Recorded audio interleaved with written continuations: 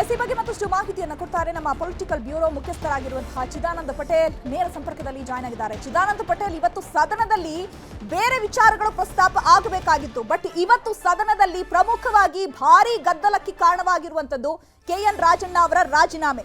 ಅನಿವಾರ್ಯವಾಗಿ ಈಗ ಸಿಎಂ ಸಿದ್ದರಾಮಯ್ಯನವರು ತಮ್ಮ ಆಪ್ತನನ್ನ ಉಳಿಸಿಕೊಳ್ಳಲಾಗದೆ ರಾಜೀನಾಮೆಯನ್ನ ಅಂಗೀಕರಿಸಿದ್ದಾರೆ. ಸದ್ಯಕ್ಕೆ ಇವತ್ತು ವಿಧಾನಸೌಧದಲ್ಲಿ ಏನೆಲ್ಲ ನಡೀತಾ ಇದೆ, ಏನೆಲ್ಲ ಜಟಾಪಟಿ ಆಗ್ತಾ ಇದೆ? ಚೈತ್ರ ರಾಜ್ ತಮ್ಮ ನಾಯಕ ಲೋಕಸಭೆಯ ವಿಪಕ್ಷ ನಾಯಕರು ಆಗಿರತಕ್ಕಂಥ ರಾಹುಲ್ ಗಾಂಧಿಯವರು ಚುನಾವಣಾ ಆಯೋಗದ ವಿರುದ್ಧ ಅತಿದೊಡ್ಡ ಬಾಂಬನ್ನು ಸಿಡಿಸಿದ್ರು.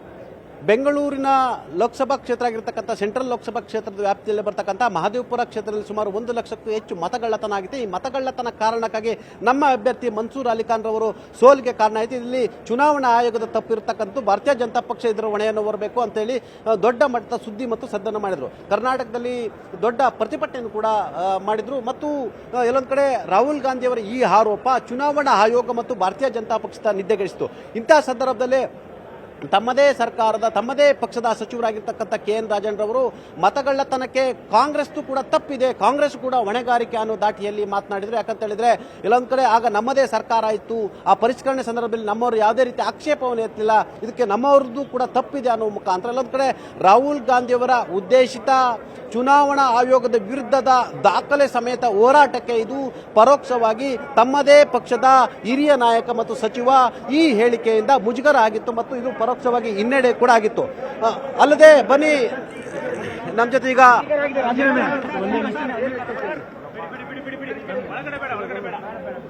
ಜಯಚಂದ್ರ ಅವರು ಪ್ರತಿಕ್ರಿಯೆಗೆ ನಿರಾಕರಣೆ ಮಾಡಿರ್ತಕ್ಕಂಥ, ಯಾಕಂದ್ರೆ ಅವರು ಕೂಡ ತುಮಕೂರು ಜಿಲ್ಲೆಯವರು, ಸಿರಾದ ಶಾಸಕರು ಕೂಡ ಆಗಿರ್ತಕ್ಕಂಥದ್ದು. ಚೈತ್ರ ತಮ್ಮದೇ ಪಕ್ಷದ ನಾಯಕನ, ಅದು ಕೂಡ ಜವಾಬ್ದಾರಿ ಸ್ಥಾನದಲ್ಲಿರ್ತಕ್ಕಂಥ ಸಚಿವ KN ರಾಜಣ್ಣ ಅವರ ಈ ಹೇಳಿಕೆ ರಾಹುಲ್ ಗಾಂಧಿಯವರ ಉದ್ದೇಶಿತ ಹೋರಾಟಕ್ಕೆ ಒಂದು ಕಡೆ ಇದೊಂಥರ ಹಿನ್ನಡೆ ಆಗಿತ್ತು. ಇದು ಒಂಥರ ಬ್ಲ್ಯಾಕ್ ಮಾರ್ಕ್ ಆಗೋ ರೀತಿಯಲ್ಲಿ ಹೇಳಿಕೆ ಇತ್ತು. ಹಾಗಾಗಿ ರಾಜಣ್ಣರವರ ಹೇಳಿಕೆಯನ್ನ ವಿಡಿಯೋ ಸಮೇತ ಕರ್ನಾಟಕ ಕಾಂಗ್ರೆಸ್ ಉಸ್ತುವಾರಿಯಾಗಿದ್ದಂಥ ಸುರ್ಜೇವಾಲಾ ಮತ್ತು KC ವೇಣುಗೋಪಾಲ್ ಅವರು ತರಿಸಿಕೊಂಡ್ರು. ನಂತರ ಆ ವಿಡಿಯೋವನ್ನ ಟ್ರಾನ್ಸ್ಲೇಷನ್ ಮಾಡಿಕೊಂಡು ಅದರ ಅಷ್ಟು ಮಾಹಿತಿಯನ್ನ ಪಡೆದುಕೊಂಡ್ರು. ಆ ಮಾಹಿತಿಯನ್ನ ರಾಹುಲ್ ಗಾಂಧಿ ಅವರಿಗೆ ತಿಳಿಸಿದ್ರು. ಕೂಡಲೇ ಕೆಂಡಾಮಂಡಲವಾದಂಥ ರಾಹುಲ್ ಗಾಂಧಿ ಅವರು ಮುಖ್ಯಮಂತ್ರಿಗಳಿಗೆ ಕರೆ ಮಾಡಿ ರಾಜಣ್ಣರವರನ್ನ ಕೂಡಲೇ ಮಂತ್ರಿ ಸ್ಥಾನದಿಂದ ತಲೆದಂಡ ಮಾಡುವಂತ ಸೂಚನೆ ಕೊಟ್ಟರು. ಮತ್ತೊಂದೆಡೆ KC ವೇಣುಗೋಪಾಲ್ ಕೂಡ ಮುಖ್ಯಮಂತ್ರಿಗಳಿಗೆ ಕರೆ ಮಾಡಿ ರಾಜಣ್ಣರವರನ್ನ ಕೂಡಲೇ ತಲೆದಂಡ ಮಾಡಿ ರಾಜೀನಾಮೆಯನ್ನು ಪಡೆಯಿರಿ. ಒಂದು ವೇಳೆ ರಾಜೀನಾಮೆ ಪಡೆಯಲು ಒಂದು ಕ್ಷಣ ಹಿಂದೇಟು ಹಾಕಿದ್ರು ಕೂಡ ಪಕ್ಷದಿಂದಲೇ ಉಚ್ಚಾಟನೆ ಮಾಡುತ್ತೀವಿ ಅಂತ ಹೇಳಿ ಸೂಚನೆ ಕೊಟ್ಟರು. ಹಾಗಾಗಿ ಸ್ವತಃ ಆರಂಭದಲ್ಲಿ ಮುಖ್ಯಮಂತ್ರಿಗಳು ಹೈಕಮಾಂಡ್ ಸೂಚನೆಯನ್ನ ರಾಜಣ್ಣ ಅವರ ಗಮನಕ್ಕೆ ತಂದ ಸಂದರ್ಭದಲ್ಲಿ ರಾಜಣ್ಣ ಕೂಡ ಒಂದು ಕಡೆ ಡೋಂಟ್ ಕೇರ್ ಅನ್ನೋ ರೀತಿಯಲ್ಲಿ ವರ್ತನೆ ಮಾಡಿದ್ರು. ನಂತರ ಮುಖ್ಯಮಂತ್ರಿಗಳು ನೀನು ಉಚ್ಚಾಟನೆಯನ್ನು ಪಕ್ಷದಿಂದಲೇ ಉಚ್ಚಾಟನೆ ಮಾಡ್ತಾರೆ ಅಂತೇಳಿ ಎಚ್ಚರಿಕೆ ಕೊಟ್ಟ ನಂತರ ಬೆದರಿದ್ದಂಥ ರಾಜಣ್ಣರವರು ಅನಿವಾರ್ಯವಾಗಿ ರಾಜೀನಾಮೆ ಕೊಟ್ಟಿರುವಂಥದ್ದು. ಇದೇ ಕಾರಣಕ್ಕಾಗಿ ಸ್ವತಃ ಮುಖ್ಯಮಂತ್ರಿಗಳನ್ನ ಖುದ್ದು ಭೇಟಿಯಾಗಿ ರಾಜೀನಾಮೆ ಕೊಡಬೇಕಾಗಿದ್ದಂಥ ರಾಜಣ್ಣರವರು ಮುಖ್ಯಮಂತ್ರಿಗಳ ಆಪ್ತ ಕಾರ್ಯದರ್ಶಿ ಆಗಿದ್ದಂಥ ಡಾಕ್ಟರ್ ವೆಂಕಟೇಶ್ ಅವರ ಬಳಿ ರಾಜೀನಾಮೆ ಪತ್ರವನ್ನು ಕೊಟ್ಟಿರ್ತಕ್ಕಂಥದ್ದು, ಇರುಸುಮುರುಸಾಗಿ ರಾಜೀನಾಮೆ ಪತ್ರ ಕೊಟ್ಟಿರ್ತಕ್ಕಂಥದ್ದು. ಇದೀಗ ಮುಖ್ಯಮಂತ್ರಿಗಳು KN ರಾಜಣ್ಣರವರ ರಾಜೀನಾಮೆಯನ್ನ ಸದ್ಯ ಅಂಗೀಕರಿಸಿರ್ತಕ್ಕಂಥದ್ದು. ಯಾವುದೇ ಗಳಿಗೆಯಲ್ಲಿ KN ರಾಜಣ್ಣರವರ ರಾಜೀನಾಮೆಯನ್ನು ಅಂಗೀಕರಿಸಿ ರಾಜ್ಯಪಾಲರಿಗೆ ಗಮನಕ್ಕೆ ಕಳಿಸಿಕೊಡುವ ಸಾಧ್ಯತೆ ಇರತಕ್ಕಂಥದ್ದು. ಸದ್ಯ ಇದು ಸರ್ಕಾರಕ್ಕೆ ಅಧಿವೇಶನ ಸಂದರ್ಭದಲ್ಲಿ ಇರುಸುಮುರುಸಾಗಿರ್ತಕ್ಕಂಥದ್ದು. ಯಾಕಂತ ಹೇಳಿದ್ರೆ ಬಿಜೆಪಿಯ ರಾಜ್ಯಾಧ್ಯಕ್ಷ ಆಗಿರ್ತಕ್ಕಂಥ ವಿಜೇಂದ್ರ ಮತ್ತು ವಿಪಕ್ಷ ನಾಯಕ ಚಲವಾದಿ ನಾರಾಯಣ ಸ್ವಾಮಿ ಮತ್ತು ಅಶೋಕ್ ಅವರು ರಾಜಣ್ಣರವರು ಸತ್ಯ ಹೇಳಿದ್ದಾರೆ. ಹಾಗಾಗಿ ಸತ್ಯ ಹೇಳಿದಕ್ಕೆ ತಲೆದಂಡ ಆಗಿದೆ ಅನ್ನುವ ಮುಖಾಂತರ ಇದನ್ನು ರಾಜಕೀಯ ಅಸ್ತ್ರವಾಗಿ ಬಳಸಿಕೊಳ್ಳಲಿಕ್ಕೆ ತೀರ್ಮಾನ ಮಾಡಿರ್ತಕ್ಕಂಥದ್ದು. ಮತ್ತು ರಾಜೀನಾಮೆ ಕೊಟ್ಟಿರ್ತಕ್ಕಂಥ ರಾಜಣ್ಣರವರು ಕೂಡ ಸದನದ ಒಳಗಡೆ ಸಚಿವರು ಕೂರ್ತಕ್ಕಂಥ ಆಸನದಲ್ಲೇ ಕೂತಿರ್ತಕ್ಕಂಥದ್ದು. ಹಾಗಾಗಿ ವಿಪಕ್ಷ ಬಿಜೆಪಿ ಕೂಡ ಸರ್ಕಾರಕ್ಕೆ ಮತ್ತು ರಾಜಣ್ಣರಿಗೆ ಇರುಸುಮುರುಸು ಮಾಡಿರ್ತಕ್ಕಂಥದ್ದು. ಹಾಗಾಗಿ ಮುಖ್ಯಮಂತ್ರಿಗಳ ಉತ್ತರ ಕೊಡಬೇಕಂತೇಳಿ ಪಟ್ಟು ಹಿಡಿದಿರ್ತಕ್ಕಂಥದ್ದು. ಸದ್ಯ ಮುಖ್ಯಮಂತ್ರಿಗಳ ಅತ್ಯಾಪ್ತ KN ರಾಜಣ್ಣರವರ ತಲೆದಂಡ ಆಗಿರ್ತಕ್ಕಂಥದ್ದು, ಮಂತ್ರಿ ಸ್ಥಾನ ತಲೆದಂಡ ಆಗಿರ್ತಕ್ಕಂಥದ್ದು. ಇದೀಗ ಬಂದ ಮಾಹಿತಿ ಪ್ರಕಾರ ಇದೀಗ KN ರಾಜಣ್ಣರವರ ಹೇಳಿಕೆಗೆ ಸಂಬಂಧಪಟ್ಟಕ್ಕೆ ಸೋಕಾಸ್ ನೋಟಿಸ್ ಕೊಡುವಂತೆ, ಅಂದ್ರೆ ಕಾರಣ ಕೇಳಿ ನೋಟಿಸ್ ಕೊಡುವಂತೆ ಕಾಂಗ್ರೆಸ್ನ ಶಿಸ್ತು ಸಮಿತಿಗೆ ಸೂಚನೆ ಕೊಟ್ಟಿರ್ತಕ್ಕಂಥದ್ದು. ಇನ್ನೇನು ಯಾವುದೇ ಗಳಿಗೆಯಲ್ಲಿ ಕಾಂಗ್ರೆಸ್ನ ಶಿಸ್ತು ಸಮಿತಿಯವರು ರಾಜಣ್ಣರವರ ಬಳಿ ಕಾರಣ ಕೇಳಿ ಮತ್ತು ವಿವರಣೆಯನ್ನು ಕೇಳಿ ನೋಟಿಸ್ ಕೊಡುವ ಸಾಧ್ಯತೆ ಇರತಕ್ಕಂಥದ್ದು. ಈ ಎಲ್ಲ ಬೆಳವಣಿಗೆ ನಡುವೆ ಕೂಡ ಈ ಹಿಂದೆ ಕೂಡ KN ರಾಜಣ್ಣರವರು ಪಕ್ಷ ಮತ್ತು ಸರ್ಕಾರಕ್ಕೆ ಇರುಸುಮುರುಸು ಮಾಡುವಂತ ಹೇಳಿಕೆಗಳು ಮತ್ತು ಪಕ್ಷದ ಅಧ್ಯಕ್ಷ ಆಗಿರ್ತಕ್ಕಂಥ DK ಶಿವಕುಮಾರ್ ಕೂಡ ಇರುಸುಮುರುಸು ಆಗ್ತಕ್ಕಂಥ ಹೇಳಿಕೆಗಳನ್ನು ಪದೇ ಪದೇ ಕೊಡ್ತಿರುವಂತದ್ದು. ಮತ್ತು ಹೈಕಮಾಂಡ್ ಮತ್ತು ರಾಜ್ಯ ಕಾಂಗ್ರೆಸ್ ನಾಯಕರು ವಾರ್ನಿಂಗ್ ಕೊಟ್ಟ ನಂತರವೂ ಕೂಡ ಸೆಪ್ಟೆಂಬರ್ ಕ್ರಾಂತಿ ಅಂತೇಳಿ ಮತ್ತೆ ಎಲ್ಲೊಂದು ಕಡೆ ಒಂದಷ್ಟು ವಿವಾದಕ್ಕೆ ಎಡೆ ಮಾಡಿಕೊಡುವಂತ ಹೇಳಿಕೆಗಳನ್ನು ಕೊಟ್ಟಿರ್ತಕ್ಕಂಥ ಈ ಎಲ್ಲವ ಹಿನ್ನೆಲೆಯಲ್ಲಿ ಈ ಹಿಂದೆ ಕೂಡ ರಾಹುಲ್ ಗಾಂಧಿ ಅವರು ರಾಜಣ್ಣರವರ ತಲೆದಂಡಕ್ಕೆ ಸೂಚನೆ ಕೊಟ್ಟಿದ್ರು. ಯಾಕಂತ ಹೇಳಿದ್ರೆ ಯಾವ ಹೈಕಮಾಂಡ್ ಅಂತೇಳಿ ಹೈಕಮಾಂಡ್ ಅನ್ನೇ ಪ್ರಶ್ನೆ ಮಾಡಿದಂಥ ರಾಜೇಂದ್ರವರ ನೀತಿಗೆ ಒಂದು ಕಡೆ ಹೈಕಮಾಂಡ್ ಕೂಡ ಗರಂ ಆಯಿತು. ಅವತ್ತೇ ಮುಖ್ಯಮಂತ್ರಿಗಳಿಗೆ ರಾಜೇಂದ್ರವರ ತಲೆದಂಡವನ್ನು ಮಾಡಲಿಕ್ಕೆ ಸೂಚನೆ ಕೊಟ್ಟಿತ್ತು. ಆದರೆ ಮುಖ್ಯಮಂತ್ರಿಗಳು ಅತ್ಯಾಪ್ತ ಸಚಿವ ಆಗಿದ್ದಂಥ ಕಾರಣಕ್ಕಾಗಿ ಅದನ್ನು ಪದೇ ಪದೇ ಮುಂದೂಡುತ್ತಲೇ ಬಂದರು. ಇದೀಗ ಸ್ವಯಂಕೃತ ಅಪರಾಧದಿಂದ ಸ್ವತಃ ರಾಜೇಂದ್ರವರ ಈ ಹೇಳಿಕೆಯಿಂದ ಇರಿಸುಮುರುಸಾಗಿ ಹೈಕಮಾಂಡ್ ಗರಂ ಆಗಿ ಮುಖ್ಯಮಂತ್ರಿಗಳಿಗೆ ರಾಜೀನಾಮೆಗೆ ಸೂಚನೆ ಕೊಟ್ಟು ಒಂದು ಹಂತದಲ್ಲಿ ಅವರು ರಾಜೀನಾಮೆಯನ್ನು ಕೂಡಲೇ ಕೊಡದಿದ್ರೆ ಅವರನ್ನ ಪಕ್ಷದಿಂದ ಉಚ್ಚಾಟನೆ ಮಾಡಲಾಗುವುದೆಂಬ ಯಾವ ಎಚ್ಚರಿಕೆಯನ್ನು ಕೊಡ್ತಾ ಆ ಎಚ್ಚರಿಕೆ ಅನಿವಾರ್ಯವಾಗಿ ಮುಖ್ಯಮಂತ್ರಿಗಳು ರಾಜಣ್ಣ ಅವರಿಗೆ ತಿಳಿಸಿದ್ರು. ಆ ಮುಖಾಂತರ ರಾಜಣ್ಣ ಅವರು ಖುದ್ದು ಮುಖ್ಯಮಂತ್ರಿಗಳನ್ನ ಭೇಟಿಯಾಗದೆ ಮುಖ್ಯಮಂತ್ರಿಗಳ ಆಪ್ತ ಕಾರ್ಯದರ್ಶಿ ಬಳಿ ರಾಜೀನಾಮೆ ಪತ್ರ ಕೊಟ್ಟಿರ್ತಕ್ಕಂಥದ್ದು. ಇದೀಗ ಬಂದ ಮಾಹಿತಿ ಪ್ರಕಾರ ಮುಖ್ಯಮಂತ್ರಿಗಳು ಕೆಎನ್ ರಾಜೇಂದ್ರ ಅವರ ರಾಜೀನಾಮೆಯನ್ನು ಅಂಗೀಕರಿಸಿದ್ದಾರೆ ಅಂತ ಹೇಳಲಾಗ್ತಿದೆ. ಚೈತ್ರರಾಜ್. ಚಿದಾನಂದ ಪಟೇಲ್, ಈಗ ಕೆಎನ್ ರಾಜಣ್ಣ ಅವರು ಸಿಎಂ ಸಿದ್ದರಾಮಯ್ಯ ಅವರ ಆಪ್ತರು, ಜೊತೆಗೆ ರಾಜಕೀಯದಲ್ಲಿ ಹಿರಿಯ ನಾಯಕರು ಕೂಡ. ಒಂದು ಕಾಂಗ್ರೆಸ್ನಲ್ಲಿ ಶಿಸ್ತು ಕ್ರಮವನ್ನ ಉಲ್ಲಂಘನೆ ಮಾಡಿದ್ದಕ್ಕಾಗಿ ಈ ರೀತಿಯಾದಂತಹ ಪರಿಣಾಮವನ್ನ ಎದುರಿಸಬೇಕಾಗಿತ್ತಾ?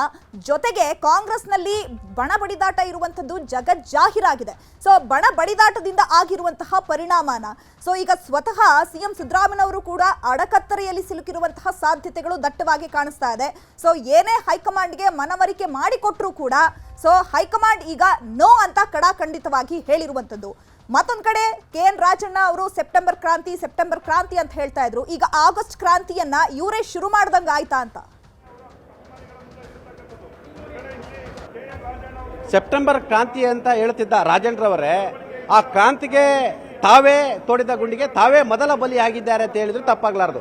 ಯಾಕಂತ ಹೇಳಿದ್ರೆ ಇದು ರಾಜೇಂದ್ರ ಅವರ ಸ್ವಯಂಕೃತ ಅಪರಾಧ ಅಂತಲೇ ಕೂಡ ಹೇಳಲಾಗ್ತಿರುವಂಥದ್ದು. ಯಾಕಂತ ಹೇಳಿದ್ರೆ ಪದೇ ಪದೇ ಹೈಕಮಾಂಡ್ ಕೂಡ ಎಲ್ಲೊಂದು ಕಡೆ ರಾಜಣ್ಣ ಅವರ ಹೇಳಿಕೆಗಳು, ಅವರ ವರ್ತನೆಗಳು ಹೈಕಮಾಂಡ್ ವಿರುದ್ಧ ಮತ್ತು ಸ್ಥಳೀಯ ನಾಯಕರ ವಿರುದ್ಧದ ಹೇಳಿಕೆಗಳಿಂದ ಕೆಂಗಣ್ಣು ಬೀರಿತು ಮತ್ತು ಮೊದಲೇ ಕೂಡ ಅವರಿಗೆ ರಾಜೀನಾಮೆ ಪಡೆಯುವಂತೆ ಮುಖ್ಯಮಂತ್ರಿಗಳ ಸೂಚನೆಯನ್ನು ಕೊಟ್ಟಿತ್ತು. ಆದರೂ ಕೂಡ ಮುಖ್ಯಮಂತ್ರಿಗಳು ಬೇರೆ ಬೇರೆ ಕಾರಣಗಳಿಗಾಗಿ ಅವರ ರಾಜೀನಾಮೆಯನ್ನು ತಡೆಹಿಡಿಯುತ್ತಲೇ ಬಂದರು. ಕಳೆದ ಹಾಸನ ಜಿಲ್ಲೆಯ ಅಂದ್ರೆ ಹಾಸನದ ನಗರಾಭಿವೃದ್ಧಿ ಪ್ರಾಧಿಕಾರದ ವಿಚಾರದಲ್ಲಿ ಕೂಡ ಸ್ವತಃ ರಾಜಣ್ಣ ಒಂದು ಹೆಸರನ್ನು ಕೊಡ್ತಾರೆ, ಶಿವಲಿಂಗೇಗೌಡರು ಮತ್ತೊಂದು ಹೆಸರನ್ನು ಕೊಡ್ತಾರೆ ಮತ್ತು ಅಧ್ಯಕ್ಷರು ಒಂದು ಹೆಸರನ್ನು ಕೊಡ್ತಾರೆ, ಮುಖ್ಯಮಂತ್ರಿಗಳು ಮತ್ತೊಂದು ಹೆಸರು. ಎಲ್ಲೊಂದು ಕಡೆ ಈ ವಿಚಾರದಲ್ಲಿ ಕೂಡ ಸ್ವತಃ ಮುಖ್ಯಮಂತ್ರಿ ಮತ್ತು ರಾಜಣ್ಣ ನಡುವೆ ಒಂದಷ್ಟು ಪರಸ್ಪರ ಜೋರಾದ ಮಾತುಕತೆ ನಡೆದಿತ್ತು. ರಾಜಣ್ಣರವರಿಗೆ ಒಂದು ಹಂತದಲ್ಲಿ ಮುಖ್ಯಮಂತ್ರಿಗಳು ಪ್ರಾಧಿಕಾರವನ್ನ ತೀರ್ಮಾನ ಮಾಡುವಂಥದ್ದು ಪಕ್ಷ ಮತ್ತು ನೀನು ಅದನ್ನು ಹೇಳಲಿಕ್ಕೆ ಬರಲ್ಲ ಅನ್ನೋ ರೀತಿಯಲ್ಲಿ ತಿರುಗೇಟನ್ನು ಕೊಟ್ಟಿದ್ರು. ಅದಾದ ಬಳಿಕ ಉಸ್ತುವಾರಿ ಸ್ಥಾನಕ್ಕೂ ಕೂಡ ರಾಜೇಂದ್ರ ಅವರು ರಾಜೀನಾಮೆಯನ್ನು ಕೊಟ್ಟಿದ್ರು. ಉಸ್ತುವಾರಿ ಬದಲಾವಣೆ ಮಾಡಿದಂತ ಮುಖ್ಯಮಂತ್ರಿಗಳು ಹಾಸನ ಉಸ್ತುವಾರಿಗೆ ಕೃಷ್ಣ ಬೈರೇಗೌಡರನ್ನು ನೇಮಿಸಿದ್ರು. ಈ ಎಲ್ಲ ಬೆಳವಣಿಗೆ ನಡುವೆ ರಾಹುಲ್ ಗಾಂಧಿಯವರ ಉದ್ದೇಶಿತ ಚುನಾವಣಾ ಆಯೋಗದ ಮತ್ತು ಬಿಜೆಪಿ ವಿರುದ್ಧದ ರಾಜಕೀಯ ಹೋರಾಟಕ್ಕೆ ಹಿನ್ನಡೆ ಆಗುವ ರೀತಿಯಲ್ಲಿ ರಾಜೇಂದ್ರ ಅವರು ಹೇಳಿಕೆಯನ್ನು ಕೊಟ್ಟರು. ಹಾಗಾಗಿ ಹೈಕಮಾಂಡ್ ಈ ಬಾರಿ ಅವರನ್ನ ಕ್ಷಮಿಸಲು ತಯಾರಿರಲಿಲ್ಲ ಮತ್ತು ಈ ಬಾರಿ ಮುಖ್ಯಮಂತ್ರಿಗಳು ಕ್ಷಮಿಸಿದ್ರು ಕೂಡ ಹೈಕಮಾಂಡ್ ಕೂಡ ಅವರನ್ನ ಕ್ಷಮಿಸಲು ತಯಾರಿರಲಿಲ್ಲ. ಹಾಗಾಗಿ ಖಡಕ್ ಆಗಿ ಸ್ವತಃ ಲೋಕಸಭೆ ವಿಪಕ್ಷ ನಾಯಕರು ಆಗಿರ್ತಕ್ಕಂಥ ರಾಹುಲ್ ಗಾಂಧಿ ಅವರೇ ಮುಖ್ಯಮಂತ್ರಿಗಳಿಗೆ ಖಡಕ್ ಸೂಚನೆ ಕೊಟ್ಟರು, ತಲೆದಂಡಕ್ಕೆ ಸೂಚನೆ ಕೊಟ್ಟರು. ಒಂದು ಹಂತದಲ್ಲಿ ಕೂಡಲೇ ರಾಜೀನಾಮೆ ಕೊಡದಿದ್ದರೆ ಉಚ್ಚಾಟನೆಯನ್ನು ಕೂಡ ಮಾಡುವಂತೆ ಕೂಡ ಕೆ.ಸಿ. ವೇಣುಗೋಪಾಲ್ ಕೂಡ ಸೂಚಿಸಿದ್ರು. ಯಾಕಂತ ಹೇಳಿದ್ರೆ ರಾಜಣ್ಣ ಅವರ ಹೇಳಿಕೆ ಎಲ್ಲೊಂದು ಕಡೆ ಇದು ಕಾಂಗ್ರೆಸ್ನ ಅಸ್ತಿತ್ವದ ಪ್ರಶ್ನೆ ಆಗಿತ್ತು ಮತ್ತು ಬಿಜೆಪಿ ಇದನ್ನ ರಾಜಕೀಯ ಅಸ್ತ್ರವಾಗಿ ಬಳಸಿಕೊಂಡಿತ್ತು ಮತ್ತು ಭವಿಷ್ಯದಲ್ಲಿ ಕಾಂಗ್ರೆಸ್ನಲ್ಲಿ ಯಾವುದೇ ನಾಯಕರು ತನ್ನ ಪಕ್ಷದ ನಿಲುವು, ಸಿದ್ಧಾಂತ ಮತ್ತು ಪಕ್ಷದ ಹೋರಾಟಗಳಿಗೆ ಹಿನ್ನಡೆ ಆಗುವ ರೀತಿ ಮತ್ತು ಪಕ್ಷ ಮತ್ತು ಕಾಂಗ್ರೆಸ್ನ ಯಾವೆಲ್ಲ ಸರ್ಕಾರಗಳಿವೆ ಅವರಿಗೆ ಮತ್ತು ನಾಯಕರಿಗೆ ಮುಜುಗರ ಆಗದಂತ ಹೇಳಿಕೆಯನ್ನು ಕೊಡಬಾರದೆಂಬ ಕಾರಣಕ್ಕಾಗಿ ರಾಜೇಂದ್ರವರನ್ನ ತಲೆದಂಡ ಮಾಡುವ ಮುಖಾಂತರ ದೇಶಾದ್ಯಂತ ಕಾಂಗ್ರೆಸ್ನಲ್ಲೇ ಒಳಗಡೆ ಇರತಕ್ಕಂಥ ಮತ್ತು ಕಾಂಗ್ರೆಸ್ ವಿರೋಧಿ ಹೇಳಿಕೆಗಳು ಮತ್ತು ರಾಹುಲ್ ಗಾಂಧಿ ವಿರೋಧಿ ಹೇಳಿಕೆಗಳು ಮತ್ತು ಕಾಂಗ್ರೆಸ್ನ ಹೋರಾಟ ಮತ್ತು ಕಾಂಗ್ರೆಸ್ನ ನೀತಿ ನಿಯಮಗಳನ್ನ ಪ್ರಶ್ನೆ ಮಾಡೋರು ಕೂಡ ಇದು ಪಾಠ ಆಗಲಿ ಎಂಬ ಕಾರಣಕ್ಕಾಗಿಯೇ ಅವರ ತಲೆದಂಡ ಪಡಲಿಕ್ಕೆ ಹೈಕಮಾಂಡ್ ತೀರ್ಮಾನ ಮಾಡುವಂಥದ್ದು. ಅಂತೆಯೇ ಇದೀಗ ಮುಖ್ಯಮಂತ್ರಿ ತನ್ನ ಅತ್ಯಾಪ್ತ ಸಚಿವ ಅಂತಲೇ ಗುರುತಿಸಿಕೊಂಡಿದ್ದಂಥ ಕೆಎನ್ ರಾಜಣ್ಣರವರ ರಾಜೀನಾಮೆ ಪಡೆದಿರ್ತಕ್ಕಂಥದ್ದು. ರಾಜೀನಾಮೆಯ ಬಳಿಕ ಕೂಡ ಮುಖ್ಯಮಂತ್ರಿಗಳು ಗೃಹ ಸಚಿವ ಪರಮೇಶ್ವರ್ ಜೊತೆ ಕೂಡ ಸುದೀರ್ಘವಾಗಿ ಚರ್ಚೆಯನ್ನು ಮಾಡಿರ್ತಕ್ಕಂಥದ್ದು. ಉಚ್ಚಾಟನೆ ಮತ್ತು ಅಮಾನತು ವಿಚಾರವೂ ಕೂಡ ಚರ್ಚೆಯನ್ನು ಮಾಡಿರ್ತಕ್ಕಂಥದ್ದು. ಇದೀಗ ಕೆಎನ್ ರಾಜಣ್ಣ ಕೂಡ ಮುಖ್ಯಮಂತ್ರಿಗಳು ಏನೆಲ್ಲ ರಾಜಣ್ಣ ಜೊತೆ ಚರ್ಚೆ ಮಾಡಿದ್ರು ಆ ಚರ್ಚೆಯ ವಿಚಾರವನ್ನು ಕೂಡ ರಾಜಣ್ಣ ಇದೀಗ ಗೃಹ ಸಚಿವ ಪರಮೇಶ್ವರ್ ಜೊತೆ ಚರ್ಚೆ ಮಾಡ್ತಿರುವಂಥದ್ದು ಮತ್ತು ತಾನು ರಾಜೀನಾಮೆ ಕೊಟ್ಟ ಪ್ರಸಂಗ ಮತ್ತು ತನಗಾಗಿರ್ತಕ್ಕಂಥ ಸಂಕಷ್ಟದ ಬಗ್ಗೆ ತುಮಕೂರಿನ ಎಲ್ಲ ಶಾಸಕರ ಜೊತೆಗೆ ಇದೀಗ ರಾಜೇಂದ್ರ ಅವರು ಚರ್ಚೆಯನ್ನ ಮಾಡ್ತಿರುವಂತದ್ದು. ಚೈತ್ರ. ಚಿದಾನಂದ ಪಟೇಲ್, ಮತ್ತೊಂದ್ ಕಡೆ ಈಗ ಕೆಎನ್ ರಾಜಣ್ಣ ಅವರನ್ನ ಪಕ್ಷದಲ್ಲಿ ಉಳಿಸಿಕೊಳ್ಳುವಂತಹ ಪ್ರಯತ್ನ ಮಾಡಿದ್ರು ಕೂಡ ಸಿಎಂ ಸಿದ್ದರಾಮಯ್ಯ ಅವರು ವಿಫಲ ಆಗಿರುವಂತದ್ದು. ಹಾಗಾದ್ರೆ ಈ ಮೂಲಕ ಕಾಂಗ್ರೆಸ್ ವಿರುದ್ಧವಾಗಿ ಯಾರೇ ಶಿಸ್ತು ಕ್ರಮವನ್ನ ಉಲ್ಲಂಘನೆ ಮಾಡಿದ್ರೂ ಕೂಡ ಅವರೆಲ್ಲರಿಗೂ ಕೂಡ ಇದೇ ರೀತಿಯಾದಂತಹ ಪರಿಣಾಮವನ್ನ ಎದುರಿಸಬೇಕಾಗತ್ತೆ ಅಂತ ಹೇಳಿ ಹೈಕಮಾಂಡ್ ಈ ಮೂಲಕ ಸೂಚನೆ ಕೊಟ್ಟಂತಿಲ್ವಾ?